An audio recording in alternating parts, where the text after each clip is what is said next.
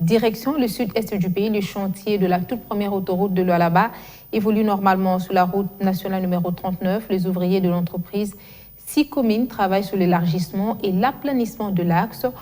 Pour le gouverneur intérimaire de Lualaba, initiateur du projet, il faut à tout prix en découdre avec les accidents et les embouteillages qui agacent les usagers, surtout au niveau du rond-point Mwangeji de Kolosi.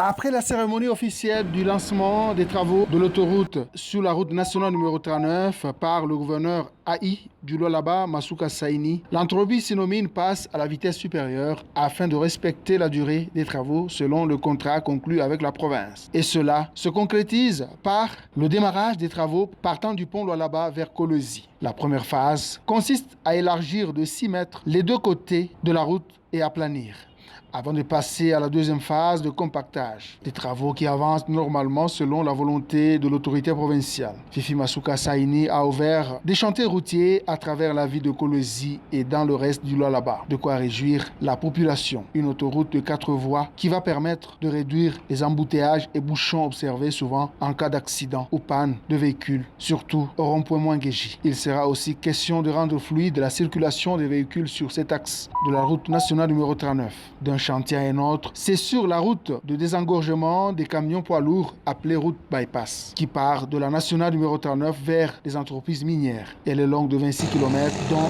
les travaux sont à l'étape du finissage. Masuka Saini Fifi veut se rassurer si l'entreprise a respecté les clauses et les recommandations lors de la visite d'inspection sur ce tronçon. Trouvé sur place, le responsable des travaux de terrassement, M. Marcel, a rassuré que la société a pris en compte toutes les observations du gouverneur intérimaire via le ministre provincial des infrastructures avant de remettre l'ouvrage au gouvernement provincial. Et les équipes sont visibles sur cette route pour la dernière touche. Nous sommes en train de relier la route Solwezi et la nationale 39.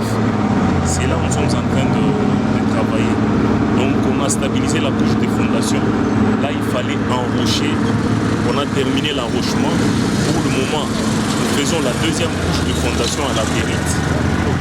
Après la deuxième couche de fondation, nous allons mettre les géogrilles d'étincelle.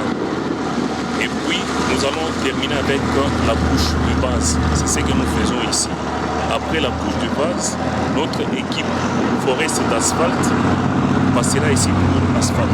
Je pense d'ici la semaine prochaine, nous allons terminer cette partie.